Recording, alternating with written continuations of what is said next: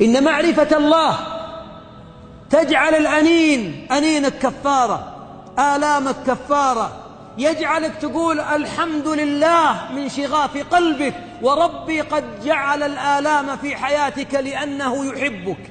ما ارتضى الله لبعض عباده أن تكون الدنيا أن تكون دار الجزاء لهم، لا وربي، هناك على أرائك الجنة هناك تنتهي الآلام. أراد الله لك أن يكون حقك عليه، فإذا كان حقك على الله فأنت عبده، وما ارتضى الله لعبد أحبه أن تكون الدنيا دار الجزاء له، دار الجزاء للعباد الأتقياء، جنات النعيم. وتأمل في حياة الأنبياء، تأمل في حياة الأنبياء، آلام، تعب. قال الله لنبيه: فاصبر كما صبر أولو العزم من الرسل. ما طابت لمحمد صلى الله عليه وسلم مع أنه مطمئن: إنا أعطيناك الكوثر، ألم نشرح لك صدرك ورفعنا لك ذكرك، ألم يجدك يتيما فآوى، آيات تعزيه، لكن ما عنده زائد عن الله.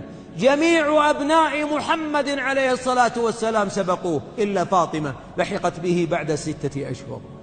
عليه الصلاة والسلام جاع، شج رأسه، كسرت رباعيته، دمعت عينه، آلام على جثة عمه، ومع ذلك كله إن موعدكم الجنة. لذلك عدم معرفة الله أكبر سبب من أسباب أن يصل إلى قلبك بقع النور والأمل والتفاؤل. اعرف ربك، اعرفه بتدبر كلامه، اعرفه بأسمائه وصفاته، اقرأ في كتابه متدبرا. قل يا رب وأنت تستشعر الثلث الأخير من الليل: يا رب، ولا يسمعك أحد. والله إن السميع البصير يسمعك. فقد سمع خولة بنت ثعلبة وهي تجادل رسول الله وعائشة رضي الله عنها بجواره ما سمعت. لقد سمع الله قول التي تجادلك في زوجها، قد سمع الله قول التي تجادلك في زوجها وتشتكي إلى الله. ارفع شكايتك إلى الله، ولا يأتين الشيطان ليسكب الظلام في قلبك. اعرف الله، فوالله من عرف الله والله لا يتضجر، يتفاءل. ودائما عند المؤمن غدا أفضل. ليه؟ ليس لأن عندي حول وقوة، لا، لأن الحول والقوة بيد الله. لا حول ولا قوة إلا بالله كنز من كنوز الجنة. يا أخي تفتح الجنة، فكيف لا تفتح الهم الذي سكن في صدرك؟ اعرف الله جل وعلا.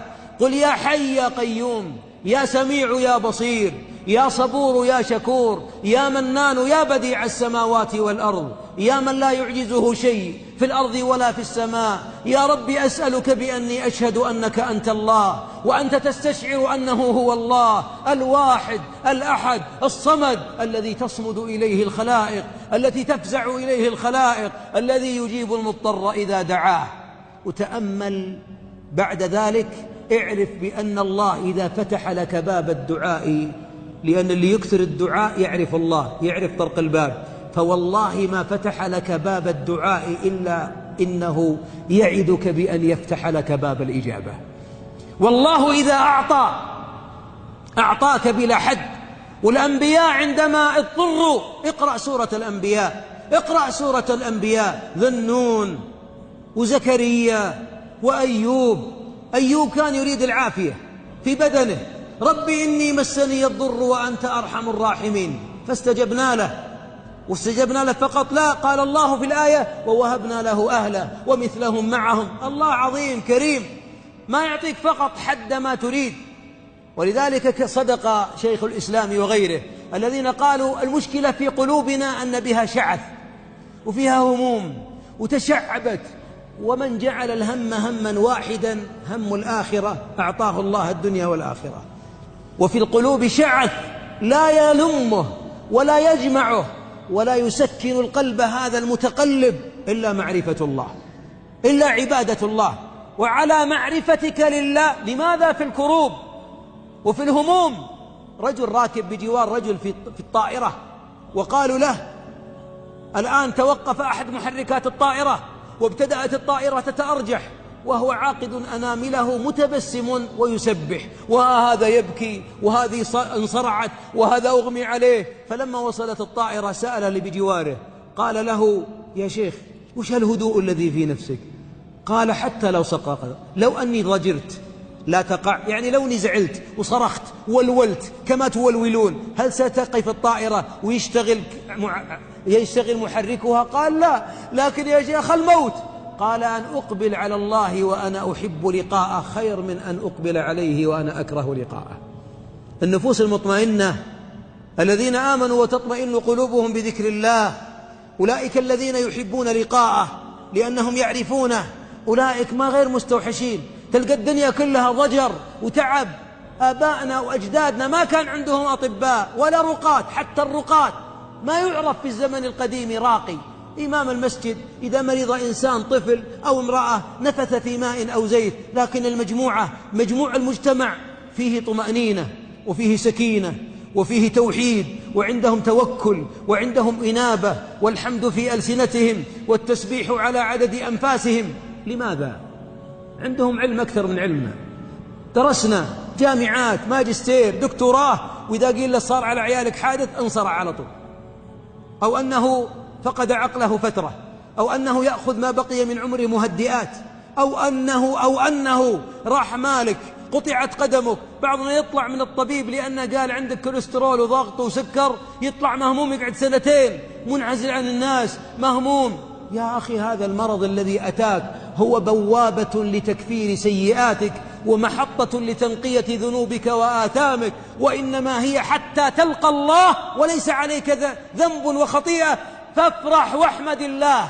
فالذي أعطى هو الذي أخذ، اللي أعطى هو الذي أخذ. اللهم لا مانع لما أعطيت ولا معطي لما منعت ولا راد لما قضيت ولا ينفع ذا الجد منك الجد. أين هذا التوحيد وأين هذا التسليم؟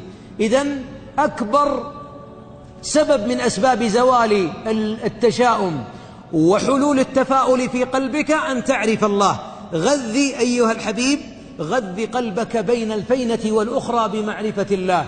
بكر للصلوات، اقرأ التفسير، اقرأ في سيرة محمد عليه الصلاة والسلام، حتى يبقى قلبك محلقا بمعرفة الله جل وعلا. ولذلك عندما ركب الدابة رديفا عبد الله بن عباس رضي الله عنهما ابن عم رسول الله عليه الصلاة والسلام، وكان في خلف الدابة رديف، الحديث اللي نحفظه، قال: يا غلام، وأنا أقولها لنفسي ولك، منا بالآن غلمان أن تجاوزنا وصرنا رجال، لكن بعضنا إيمان عبد الله بن عباس اللي في قلبه ما بلغ بعضنا معشاره. يا غلام احفظ الله يحفظك، يا غلام احفظ الله يحفظك، احفظ الله تجده تجاهك، إذا سألت فاسأل الله، توحيد، وإذا استعنت فاستعن بالله.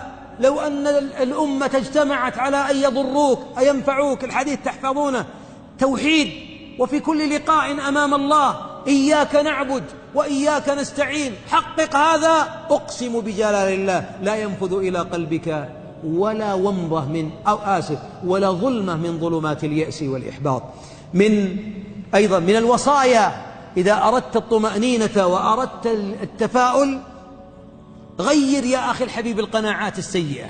البعض منا أحبابي عنده قناعات سيئة، ويقول بعض الناس يقول بعض العلماء الذي يشتغلون في التربية والهندسة النفسية وفنون التغيير، يقولون النصف قناعات بعضنا كاذبة. يعني عندنا قناعة أعطيك إياها، الكبير ما ينفع فيه التعليم، صحيح؟ يوم شاب ودوه الكتاب، هذا غير صحيح. في قناعات غير صحيحة. تفاءل أخي الحبيب، تفاءل.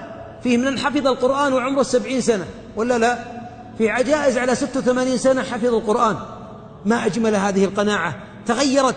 أيضا بعضنا يقول المستوى الاقتصادي القادم قاتم، والأيام القادمة نذر. يا أخي أنت أهلكت الناس قبل هلاكهم، الخير واجد والنعمة فاضلة ولن يجوع أحد، وما أخذ منك إلا ليعطيك، واللي أعطاك أول مرة هو اللي أخذها ثاني مرة سيردها ثالث مرة. وأذكرها وقد قلتها كم مرة. رجل في سوق الأسهم الماضية، رجل كبير سن، فقد ثلثي ماله، أكثر من 8 مليون أو 7 مليون، وكان يأكل التمر سعيدا في مجلس.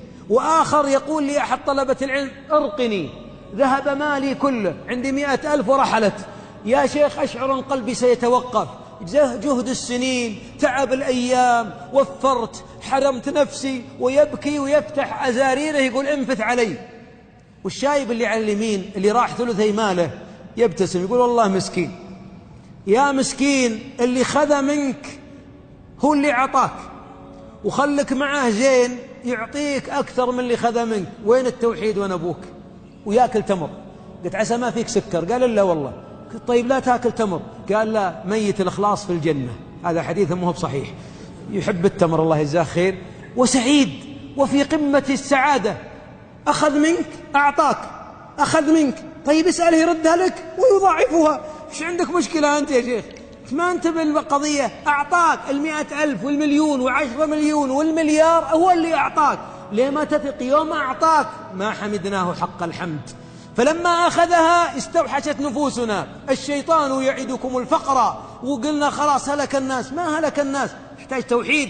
الله يعطيك. وأنا أقول وأجزم وعندي يقين في الله أن الأزمة التي الآن ابتدأت، وهي ليست أزمة كاملة السواد بل بها أنوار، والله لا يعقبنها غنى أكثر مما كنا فيه.